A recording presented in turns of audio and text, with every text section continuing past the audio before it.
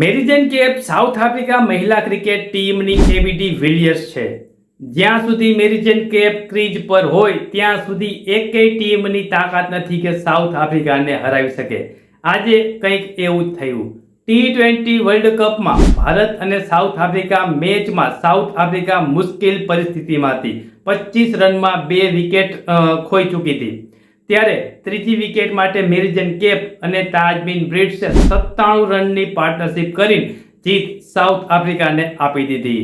આ મેચની વાત કરી તો ભારતીય ટીમે પહેલા બેટિંગ કરતા 158 રન બનાવ્યા હતા, જેમાં શેફાલી વર્માએ 31, દીપ્તિ શર્માએ 29 અને કપ્તાન હરમનપ્રીતે 24 રનની પારી રમીને ભારતને 158 રન તક પહોંચાડ્યું. જવાબમાં સાઉથ આફ્રિકા બેટિંગ કરવા આવ્યું ત્યારે 25 રનમાં 2 વિકેટ ખોઈ ચૂકી હતી, મુશ્કેલ પરિસ્થિતિમાં હતું.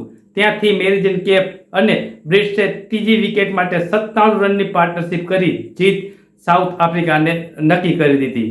મેરિજન કેપ છેલ્લે સુધી ક્રીઝ પર બની રહી અને અણનમ 81 રનની પારી રમી ગઈ અને સાઉથ આફ્રિકાને 6 વિકેટોથી જીત અપાવી દીધી. સાઉથ આફ્રિકા માટે આ મેચ કરો યા મરો હતો. જો આ મેચ સાઉથ આફ્રિકા ટીમ હારી જાત તો આ ટુર્નામેન્ટથી બહાર થઈ જાત, પણ આ જીતથી સાઉથ આફ્રિકા આ ટુર્નામેન્ટમાં જીવિત છે.